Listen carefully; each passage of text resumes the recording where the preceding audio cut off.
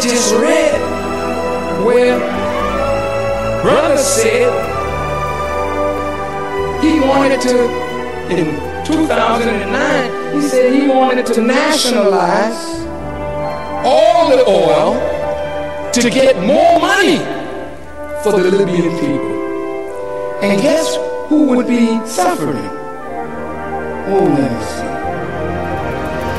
Anglo Dust Shell, British Petroleum, U.S. ExxonMobil, Hescorp, Marathon Oil, Occidental Petroleum, ConocoPhillips, the Spanish Repsol, Germany's Wintershall, Austria's OMV, Norway's Statoil, Eni, and Canada's Petro-Canada.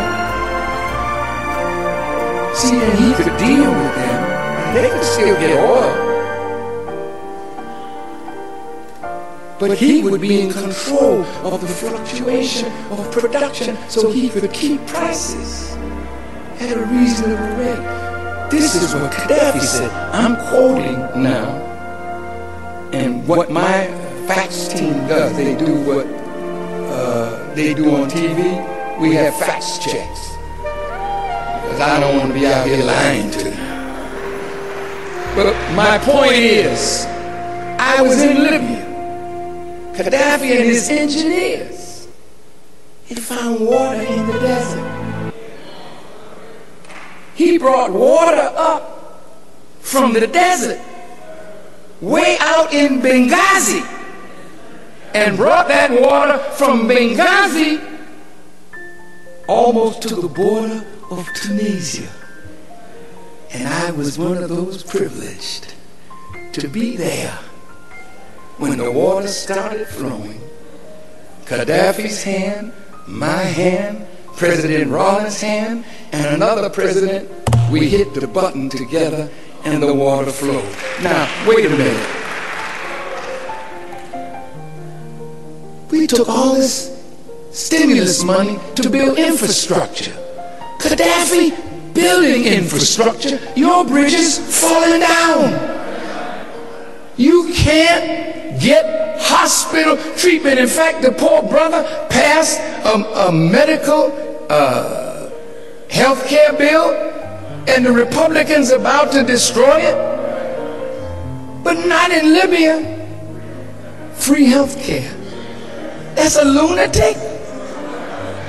He saw corruption in his popular committees, and he was about to disband the government and give direct money to the Libyan people. 2009. You know, when you start making changes like that, who do you anger? Your inner circle. The last point. Brother Gaddafi wrote in the Green Book that the black race would prevail in the world. And when the Arab League decided that they were going to let the West do to Iraq and Saddam what they did, he condemned them and walked out.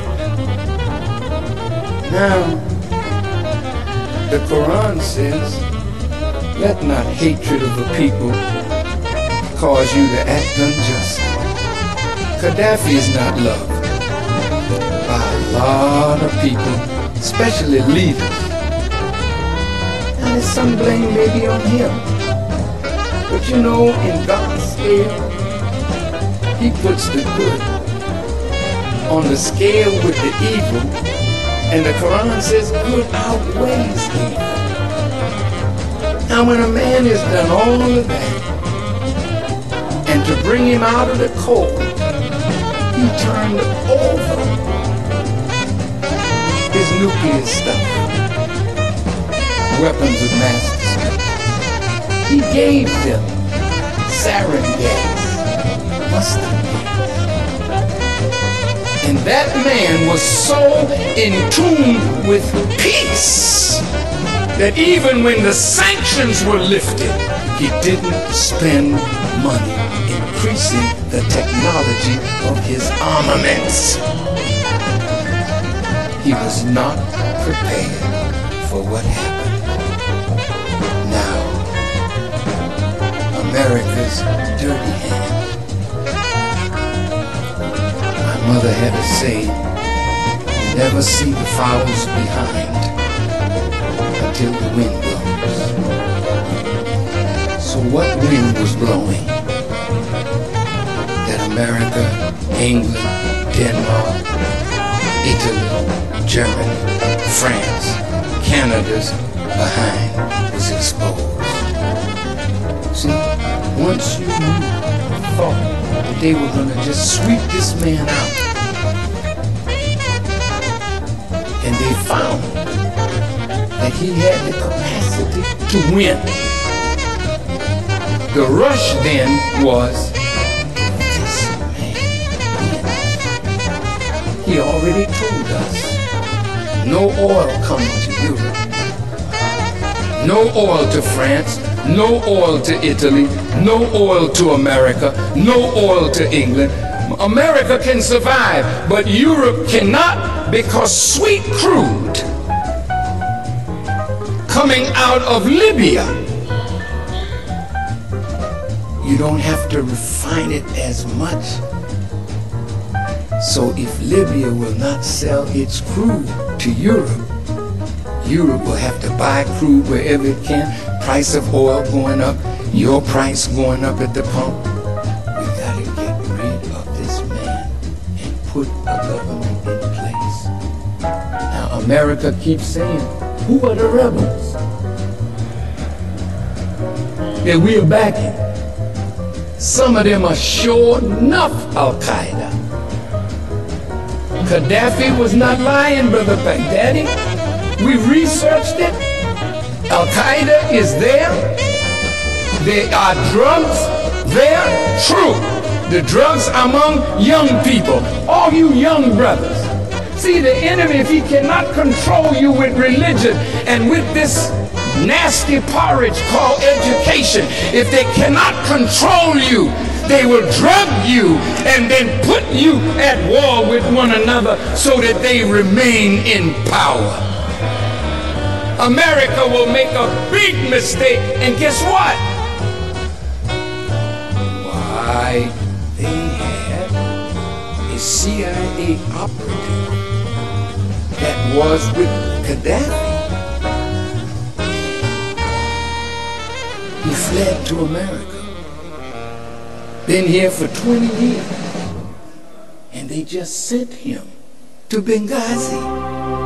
Thank you for what you sent me, brother. They sent a CIA operative. For what? To look over the field of rebels to make sure that the one that they back will be the one that will be pliant to America's wishes. That's why England wanted to come in after the revolution in Egypt. We want to help you in your transition. The hell they do.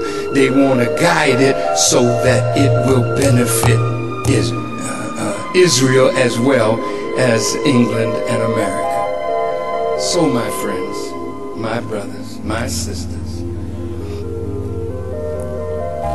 since Brother Gaddafi said, Brother Barack said, that this man has lost legitimacy to rule. And since the UN said cease fire, who was the ceasefire on?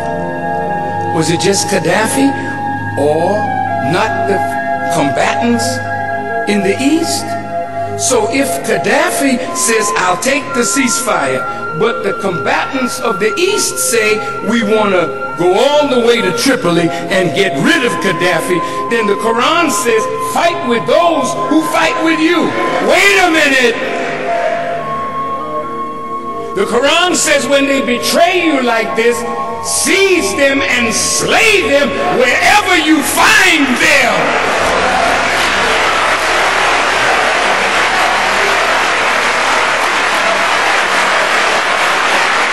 That man wasn't going there to kill innocent people. He was killing the traitors. What the hell do you do, America, to your traitors?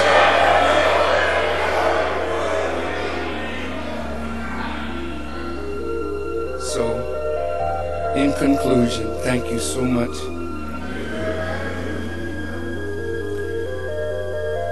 I would ask America and the UN, have a genuine ceasefire on both sides. If you really don't want humanitarian crisis, stop the fighting. What's the next step? Since you say Brother Gaddafi has lost legitimacy, how did you get that information? Did you poll the Libyan people? No, you really didn't. So why not, then, in the ceasefire, prepare time for a referendum on Muammar Gaddafi? And if he wins, you're going to tell him, get out?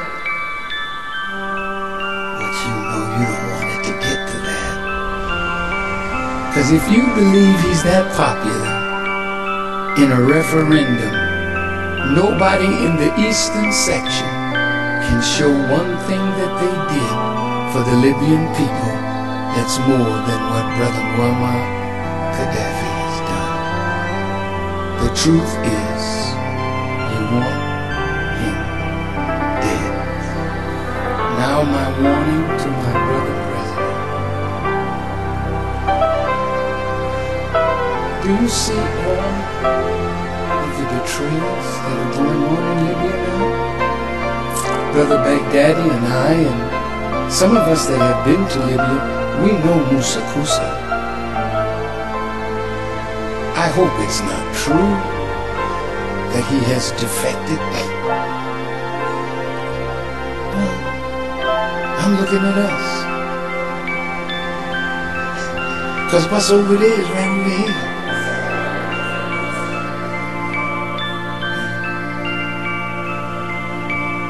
Do you think that the planners are deliberately planning to destroy any future for Barack?